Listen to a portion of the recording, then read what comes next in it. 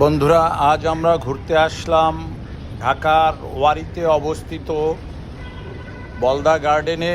এই বলদা গার্ডেনটি 1909 সালে এখানে প্রতিষ্ঠিত হয়।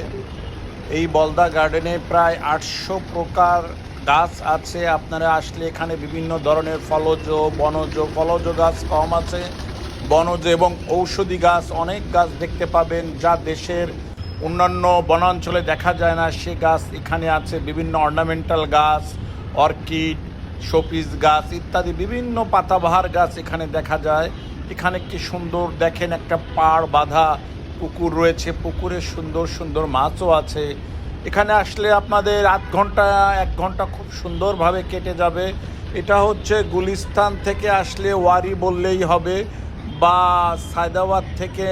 সায়দাবাদ ফ্লাইওভারের নিচে রিক্সা ভাড়া 20 থেকে 30 টাকা নিবে, বললেই হবে যে বলদা গার্ডেন যাব।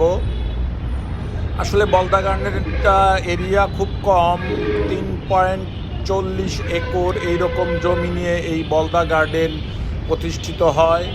এটা নিতান্তই কম একটা গার্ডেনের জন্য, কিন্তু এখানে অনেক ধরনের গাছ আছে। জায়গা কম হলেও গাছের সংখ্যা বা গাছের প্রকারভেদ অনেক। এখানে আপনারা 100 বছরের পুরনো গাছও পাবেন, যা এখানের ঐতিহ্য বহন করে আসছে। তো বন্ধুরা, ঢাকায় ঘুরতে আসলে অবশ্যই বলদা গার্ডেনে ঘুরতে আসবেন, আর এখানে একটু সময় নিয়ে আসবেন, কারণ এখানে গাছ ঘুরে ঘুরে দেখতে গেলে আপনাদের একটু সময় লাগবে। গাছের সঙ্গে পরিচিত হতে গেলেও কিছু সময় লাগে।